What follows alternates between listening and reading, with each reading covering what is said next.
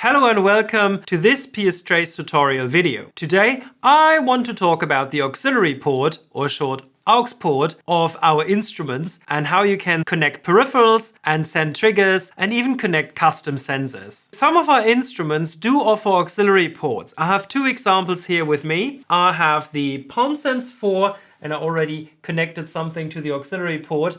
And I have here the multi-PalmSense 4, and also that offers the auxiliary port. There will be more instruments coming with auxiliary ports, and there are already more instruments, but these are the two that we have now here as examples today. The auxiliary port is used, for example, to connect peripherals, so other handy accessories for the PalmSense. As one example, we have here the switch box and a stirrer.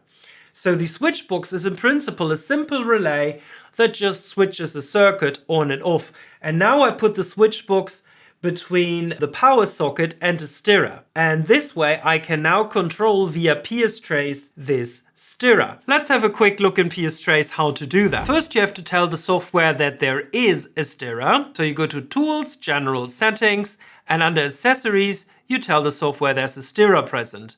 In this case, it would be the PalmSense switch box that controls the stirrer. Then you say OK, and now you find multiple options. One of them you find here under Peripherals, and then you can say here Use Stirrer, and that means during the pre-treatment settings, so during conditioning and deposition step, you would use the stirrer. And then when the measurement starts, the stirrer would stop to be used. This is usually used during anodic stripping voltammetry. So that's usually combined with techniques like linear sweep voltammetry or square wave voltammetry. But you can also control the stirrer manually, and that I can easily show you today here. If you go in PSTrace to manual control and you have told the software that there's a stirrer, you find this little stirrer on button. And now when I press that stirrer, you can see how the PalmSense 4 that I'm connected with will switch on and off the stirrer. So let's give it a twirl. Okay, there you see, I switch it on, I switch it off, I switch it on, I could do this the whole day. But I can't because we need to move forward. Okay, so that's one peripheral. Another very popular one is the multiplexer, which I have here connected to a multi-PalmSense 4. So very important. You see here two instruments that people easy mix up. So the multi-PalmSense 4 is a multi-channel instrument, meaning each of these connections is an individual potentiostat that can perform measurements at the same time, at different times, same technique, different techniques, etc. While the multiplexer is a series of switches that takes this channel and can switch between different cells at the other end. But that means I can, in an automated way, measure 8 different cells with one channel. Yeah, so this is a very good way on increasing the efficiency of your setup with low investment costs. How to do this in PSTrace? Well, let's just have a quick look at that. So again, I would have to go to the general settings, and now there's no stirrer present, there's a multiplexer present, and the one that I have here is the Max 8R2. You say OK, and now you find in this window the settings for the multiplexer, where you can find different ways of doing this. We will make a more detailed video about the multiplexer, so watch out for that. But there are more things that you can do with the auxiliary port. I would like now to go to custom sensors or other sensors that you can connect to the auxiliary port. So the auxiliary port has an analog input. That means you can basically connect anything to it, any sensor, that delivers its signal in voltage.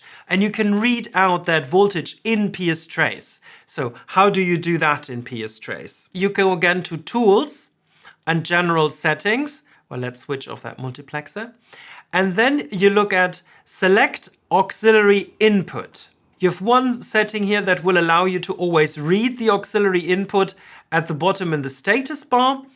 And you have here another setting that says Change Auxiliary Input. So usually the auxiliary input just reads the voltage that's coming in. But with Change Auxiliary Input, you can change that unit from voltage to something else.